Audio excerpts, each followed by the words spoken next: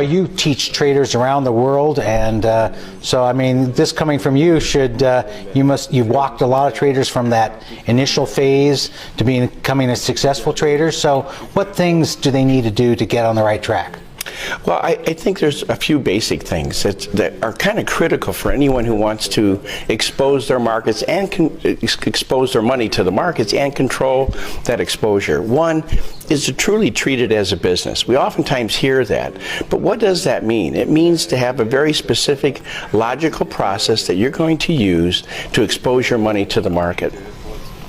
I think the critical steps there is that you take, which is the second part, is really to take your time. A lot of people say, you got to get in this market right now because it's going to be happening. Well, I've heard that for over 20 years. There's always an opportunity. So you want to take your time before you get started. And what I mean by that also is to take your time to analyze the approach that you're going to use.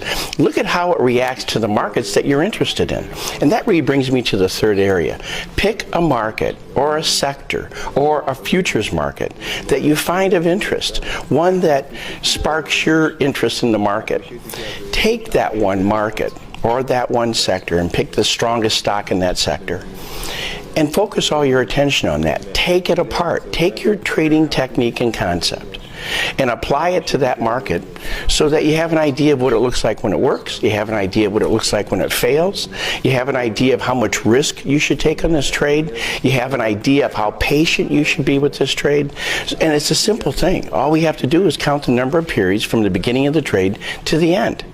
So in a clean trade, if you and I know this trade may last 2 weeks, well then we know if we're going beyond 2 weeks and this hasn't done anything, again, we're probably in a hope trade and it's probably not going to work well for us. So we want to understand how patient we should be with the trades. Oftentimes I see traders getting into a trade, waiting for something to happen.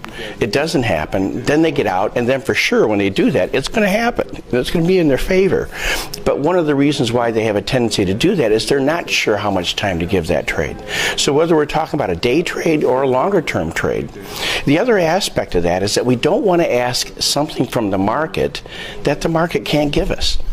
So that we don't want to say, get going when it's a time period where we have very low volatility in this market. For day traders in the U.S. time zone, it's usually between 10:30 and 12:30 Central Time, because New York goes to lunch, Chicago goes to lunch, and if you were a day trader and you're now trying to trade this market in that period and you're saying, come on, get going, well, it's not going to. So we don't want to ask something from the market can't give us, and we don't want to ask something from our trading strategy that our trading strategy can't give us.